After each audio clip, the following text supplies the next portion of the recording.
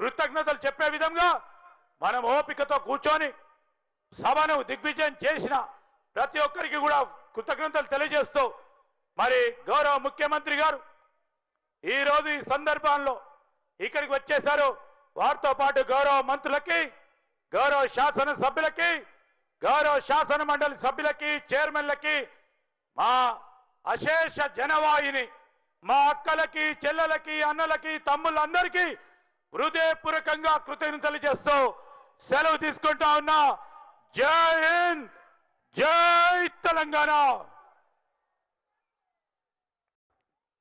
ఇప్పుడు మన ప్రాంతానికి వచ్చి అనేక అభివృద్ధి కార్యక్రమాలకు నాంది పలికి ఈ ప్రాంతానికి సంబంధించిన అనేక సమస్యలను పరిష్కారం చేయాలని వచ్చిన గౌరవ ముఖ్యమంత్రి శ్రీ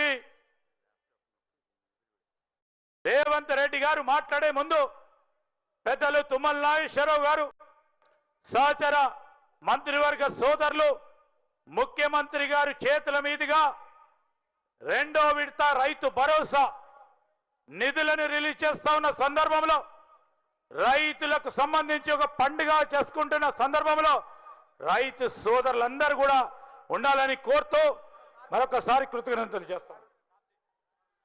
కాగితాల్లో కాదు, జీవితాల్లో మార్పు. ఇది ఆకర్షణీయ నినాదం కాదు, మన ఆనరబుల్ సీఎం గారి ఆచరణ విధానం. ఈ పండుగలో రైతుల గుండెల నిండా భరోసా నింపే సందర్భం. రైతు భరోసా నిధుల విడుదల.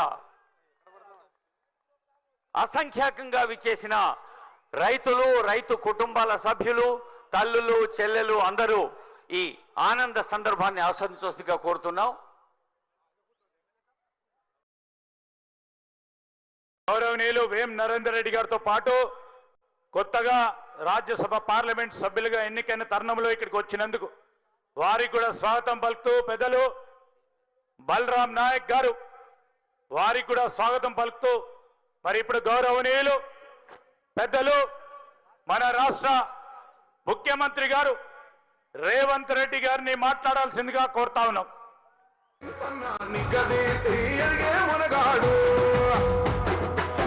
భూమినవానైతాడు, బీదసాదల ధైర్యం వీడు, దొంగ దొరల భరతం పడతాడు. మన రేవంతన్న పేద ఇంటికి పండుగ తెస్తాడు. సోనియమ్మ దినతోని రాములన్న సైనికుడయ్యి రద్ద కొడుకై యుద్ధం చెయ్య సిద్ధమాయే రేవంతన్న. మూడు రంగుల జెండా పట్టి సింగమోలే కదిలినాడు. ఒక్కరో కాంగ్రెస్ సూర్యుడు, మన రేవంతన్న నిగ్గదీసి అడిగే మొరగాడు.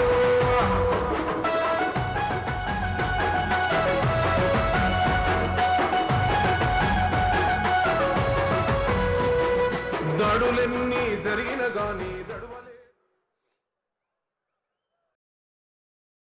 జై కాంగ్రెస్. గట్టిగా తొడేలు బయటికి వెళ్ళింది, తొడేలు గుండెలు ఎదరాలి. సరేనా? జై